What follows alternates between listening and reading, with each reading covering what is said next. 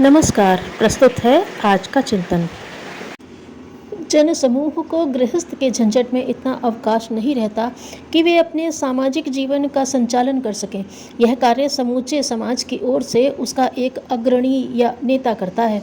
वह अपने स्वभाव सिद्ध गुणों से तथा अपने में उपयोगिता के कारण पूजनीय होता है। वास्तव में वह गणपति होता है, पर गणपति बनने के लिए, गणा नाम त्वा गणपति होने के लिए उसमें कई गुणों का समुच्चय होना चाहिए। नेता बड़ा पुराना शब्द है, किंतु जिस समय वह शब्द बना था उस समय पुरोहित ही नेता होता था। आज तो हर गली कूचे में जिस कंकड़ पत्थर को उठा लीजिए वही नेता होगा। वर्षा में मेढकों की बाढ़ आती है, प्रजातंत्र में नेताओं की बाढ़ आ गई है। हमारे देश में एक स्वराज्य हो गया, पर हम स्वराज्य का सुख नहीं भोग पाते। इसका कारण है कि हमारा नेता हमको चैन से नहीं बैठने देता। जहाँ समस्या नहीं है वहाँ पर वह कोई न कोई समस्या उत्पन्न कर देगा। यदि हम लेश मात्र भी सुख की सांस लेना चाहेंगे तो नई नई उलझनें पैदा कर देगा। देश तथा समाज का उत्थान नेता पर निर्भर करता है। नेता यदि पथभ्रष्ट हुआ तो देश भी पतन की ओर अग्रसर हो जाता है। इसलिए और किसी विचार से नहीं तो अपनी रक्षा के विचार से ही हमको बहुत छानबीन कर अपना नेता चुनना होगा। आज की हमारी बहुत सी परेशानियों की जड़ हमारा गलत नेता भी हो सकता है, पर साधारण जन समूह के पास न तो अवकाश है और न इतनी बुद्धि कि वह भले बुरे की पहचान कर सके। भारतीय संस्कृति ने बहुत सोच समझकर नेता की व्याख्या की थी। जो व्यक्ति नीति का पालन करे तथा जनता को नीति पर चलाए वही नेता होगा। कामंदकीय नीतिसार के दूसरे वर्ग के 16वें श्लोक में लिखा है, नयनात नीति रुच्यते, अर्थात नीति को जानने वाला नेता होता है। जो अपनी नीति को अनुशासन पूर्वक नहीं मनवा सकता वह नेता नहीं हो सकता। कठिनाई यही है कि हम शास्त्र द्वारा प्रमाणित नेता को खोजते नहीं, तलाश नहीं करते। यदि हमें मिलता भी है तो उसकी कदर नहीं करते। जैसा समाज होता है वैसा ही नेता भी पैदा होता है। जिस समाज को सच्चे नेता की आवश्यकता हो उसे अपना स्तर भी ऊंचा करना होगा, तभी हमको असली सुख या शांति देने दिलाने वाला नेता प्राप्त होगा, या यदि प्राप्त होता है तो उससे सुख प्राप्त होगा। मातृभूमि के लिए शहीद होने वाले भगत सिंह, आज़ाद, बिस्मिल, सुभाष के बलिदान को कौन भारतीय भुला सकेगा। धर्म एवं संस्कृति के लिए हंसते हंसते मर मिटने वाले बंदा बैरागी जोरावर सिंह का उदाहरण अब कहाँ मिलेगा। पटेल, गांधी, नेहरू, तिलक, अब्दुल कलाम आज़ाद जैसे निष्प्रह कैरियर पर लात मारकर स्वतंत्रता संग्राम में अपनी क्षमता एवं प्रतिभा की आहुति देने वाले अब कहाँ रहे। गांव-गांव में, नगर नगर में रामायण की चौपाइयों के माध्यम से क्रांति का बीजारोपण करने वाले बाबा राघव दास अब कहाँ दिखाई पड़ते हैं। युग धर्म को समझने वाले आनंद मठ के सन्यासी कहाँ मिलते हैं।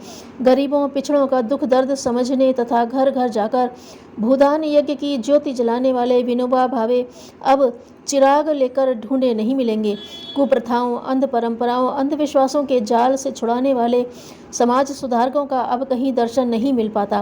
पीड़ितों को उठाने तथा पिछड़ों को मार्ग दिखलाने वाले विद्यासागर तो मात्र अब स्मृति के विषय बनकर रह गए हैं। कर्मयोग का अलख जगाने तथा ज्ञान योग की ज्योति जलाने वाले विवेकानंद, दयानंद जैसे मार्गदर्शक अब मुश्किल से मिलेंगे। ऐसा प्रतीत होता है कि स्वतंत्रता मिलने के कुछ दिनों बाद ही अपने देश में निष्प्रह नेताओं की वह पीढ़ी काल के गर्भ में समा गई, जो बिना किसी स्वार्थ के अपने श्रम प्रतिभा के जल से समाज एवं देश को अभिसिंचित करती रहती थी। विशाल देश की अगणित सामाजिक, आर्थिक तथा राजनीतिक समस्याएं हैं। उन सब के लिए तो अगली पंक्ति में खड़े रहकर हर वर्ग को दिशा देने वाले सेवाभावी नेतृत्वकर्ताओं की बड़ी संख्या की में आवश्यकता है। यूँ तो गली मोहल्ले, चौराहों, होटल, बाजार, क्लबों में चक्कर काटते, पान चबाते, जोशीले भाषण देते, बरसाती मेढकों की तरह टर टर करते उन तथाकथित नेताओं के तो नित्य दर्शन किए जा सकते हैं, जो किसी न किसी पद या राजनीतिक पार्टी की छत्र छाया में पल रहे हैं। भोली जनता की भावनाओं को उत्तेजित करके तोड़ फोड़ कराना, हड़तालों को प्रोत्साहन देना, अव्यवस्था फैलाना ही उनका प्रमुख काम है। कभी कभी संयोगवश कोई घटना उन्हें प्रख्यात बना देती है तो लगे हाथ चुनाव में खड़ा होने, जीतने का तुक्का भी हाथ लग जाता है। सेवा का पाठ पढ़े बिना, व्यक्तित्व का परिमार्जन किए बिना सत्ता में जा पहुंचने वाले उन अनगढ़ व्यक्तियों के हाथों में पड़कर व्यवस्थाएं उसी प्रकार अभिशाप सिद्ध होती हैं जिस प्रकार की बंदर के हाथ में तलवार मिल गई थी। जिसने बिना बेचारे मक्खी को मारने के चक्कर में मालिक का सिर ही उड़ा दिया था। दुर्भाग्य कि देश में ऐसे नेताओं की भीड़ बढ़ती जा रही है। तथाकथित नेताओं की उस भीड़ से समाज व देश का कुछ भी भला नहीं होने वाला है, जो स्वयं ही स्वार्थों संकीर्णताओं के जाल जंजाल में उसी तरह जकड़े हैं, जिन्हें सामाजिक परिस्थितियों में जरा भी ज्ञान नहीं है, जिन्हें दूसरों की सेवा कष्टकारक प्रतीत होती है, जो थोड़े भौतिक प्रलोभनों के झोंकों से तिनकों की भांति उड़ने लगते हैं, जिनका न कोई उच्च स्तरीय आदर्श है न सिद्धांत। भला देश और समाज का क्या मार्गदर्शन करेंगे, कैसे नेतृत्व करेंगे? नेतृत्व पहले विशुद्ध रूप से सेवा का मार्ग था, एक कष्ट साध्य कार्य था जिसे थोड़े से सक्षम व्यक्ति ही कर पाते थे। वे पाते नहीं, कुछ गंवाते ही थे। स्वेच्छापूर्वक कठिनाई का मार्ग चुनते थे। बिना किसी कामना महत्वाकांक्षा के वे समाज में से व्याप्त पीड़ा पतन के निवारण हेतु प्रयत्नशील रहते थे। पर अब तो स्थिति ठीक उल्टी ही हो गई है। अन्य व्यवसायों की भांति नेतागिरी भी एक व्यवसाय बन गया है, ऐसा व्यवसाय जिसमें अपना कुछ भी नहीं लगाना पड़ता। मुफ्त में मात्र जुबान चलाते रहने से इतना मिल जाता है कि अपनी गाड़ी सुगमता से चलती रहे। अवसर का लाभ उठाने की कला में निपुण हो जाने पर तो कभी कभी मालामाल होने का अप्रत्याशित संयोग भी बैठ जाता है। नौकरी न मिलने, पढ़ाई से जी उचटने, घर वालों का तिरस्कार सहने के बाद सुगम मार्ग नेतागिरी का दिखाई पड़ता है। नेता का नाम लेते ही आम व्यक्ति की नज़रों में एक ऐसे खुदगर्ज नेता की तस्वीर घूम जाती है जिसे अपने स्वार्थों के अतिरिक्त किसी से मतलब नहीं, जो कुर्सी एवं पद के लिए आम लोगों के हितों की बलि भी चढ़ा सकता है। अब इन नेताओं की नहीं, देश को सृजताओं की आवश्यकता है।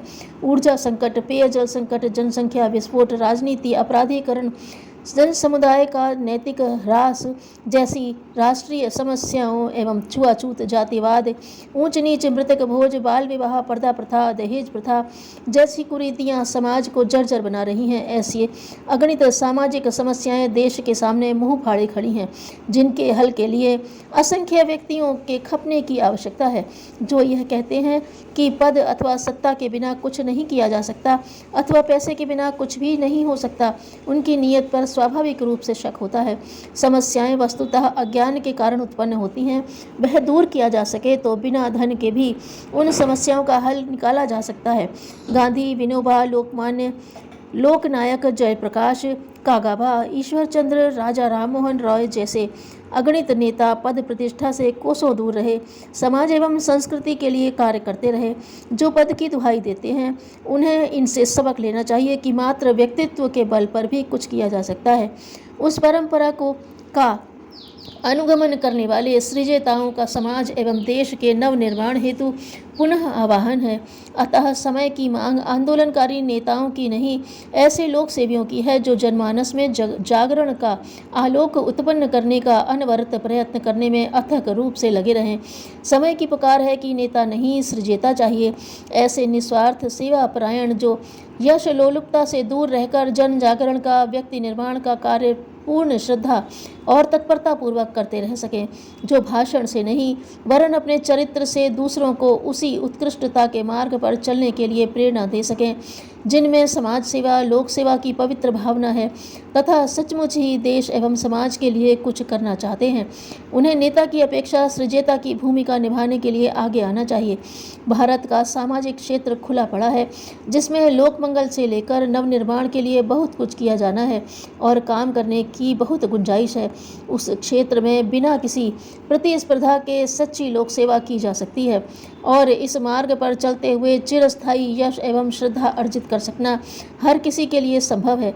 सच तो यह है कि देश का पिछड़ापन दूर करने में राजसत्ता उतनी सफल नहीं हो सकती जितनी कि सामाजिक क्षेत्र में की गई सेवा साधना। नेता के गुणों का, चरित्र निष्ठा का वर्णन होता है, उनके क्रियाकलापों की गणना की जाती है, पर ऐसा वस्तुतः बन सकना या कर सकना तभी संभव हो सकेगा जब व्यक्ति निजी जीवन में दो शर्तों का निर्वाह करें। एक यह कि उससे चिंतन, चरित्र और व्यवहार की दृष्टि से परिष्कृत एवं प्रामाणिक होना चाहिए। उसकी चादर पर ऐसे दाग धब्बे न लगे हों जिस पर हर किसी की आंख जाए और उंगली उठे। दूसरा यह कि उसके क्रियाकलाप में सेवा भावना गुथी होनी चाहिए। उसे प्रचार कार्य के अतिरिक्त ऐसे पुण्य परमार्थ भी अपनाने चाहिए जिनके सहारे उदारता, सज्जनता एवं आदर्शवादिता प्रकट होती हो, जिनके पास न चरित्र की पूंजी है और न जिनकी सेवा साधना का कोई इतिहास। वे तो खेत में खड़े हुए काग भगौए की तरह हैं, जो दूर से देखने पर रखवाले जैसे प्रतीत होते हैं, पर निकट जाने पर प्रतीत होता है कि यह तो लकड़ी के ढांचे पर घड़े का सिर और फटे कपड़े की पोशाक पहने हुए हैं। जिन्हें सच्चे अर्थों में किसी बड़े क्षेत्र का नेता बनना है, उन्हें चरित्र निष्ठा के अतिरिक्त सेवा प्रयोजनों के लिए समयदान, अंशदान की बढ़ी चढ़ी उदारता भी दिखानी चाहिए। उपयोगी सेवा कार्यों में बिना किसी आमंत्रण के स्वयं दौड़कर भागीदार बनना चाहिए। लोक सेवा और चरित्र निष्ठा दोनों साथ हों तो वह नेतृत्व वास्तविक प्रभावशाली एवं जनोपयोगी नेतृत्व कहलाता है। जहाँ इस युग्म का अभाव है वहाँ मात्र अभिनेता का तमाशा भर है। आवश्यकता है आज सही अर्थों में परमार्थ परायण नेताओं की, जो मुखौटे लगाए अभिनेताओं की भीड़ में अलग से पहचाने जा सकें, जिनके पीछे चलने के लिए अगणित व्यक्ति सहर्ष तैयार हो सकें, जिनके हृदय में जनता के दुख दर्द दूर करने की कसक हो, जिनका अंतःकरण दुखियों के दुख से द्रवित हो जाता हो, जिनके दिल में ब्राह्मणत्व की भावनाएं हिलोरे ले रही हों, जो सच्चे अर्थों में जन जन के हृदय में वास करना चाहते हों। भविष्य ऐसे चरित्रवान नेताओं का है। यदि आप में यह योग्यता न हो तो विकसित करें। भ्रष्ट नेताओं का अब अंत निकट, अति निकट है। नेतागिरी का धंधा अब अधिक दिन चलने वाला नहीं है। बेहतर है समय रहते जीता जाए, अन्यथा महाकाल का चक्र उन्हें कहीं का नहीं छोड़ेगा। ईश्वर निष्पक्ष और न्यायकारी है। ईश्वर विश्वासी अनीति नहीं कर सकता। धन्यवाद।